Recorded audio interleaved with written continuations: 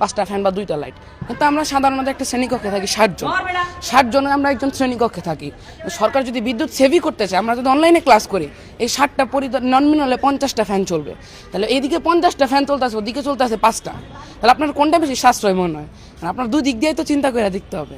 সাশ্রয় তো ক্লাসেই ক্লাস করা, নাহলে তো আপনার নতুন করে আপনার আরও 54টা, ধরেন 54 বা 50টা এরকম ফ্যান তো আপনার আবার চালাইতে হবে। তাহলে এদিকে বিদ্যুতের জ্বালানি সাশ্রয় কেমন হইতেছে? এই বাংলাদেশে যে জ্বালানি সংকট আছে, এটা কাটুক এবং সরকার চিন্তা করুক, সরকার গভীরভাবে চিন্তা করুক। সরকার আসলে অনেক চিন্তাই করে, কিন্তু আসলে বাস্তবধর্মী চিন্তা এটা তাদের মধ্যে নাই।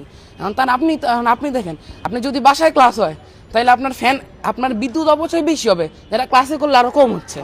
এবার যে আমরা ইন্টারনেটের জন্যই করতেছি, প্রত্যেক দিক দিয়েই তো অপচয়। তাহলে এটা আপনার বিদ্যুৎ জ্বালানি সাশ্রয় হইতেছে কেমনে? বর্তমান যুগে মোবাইল গেমস আর ডিজিটাল ডিভাইসের প্রতি আসক্তি এরা মানুষের অনেক বেশি। তাহলে এখন যদি অনলাইনে ক্লাস হয়, আসল কথা কি, অনেকে অ্যাটেনশনটা, মেইন যে অ্যাটেনশনটা এটা থাকবে না অনলাইনে ক্লাস করলে। অ্যাটেনশনটা এদিক থেকে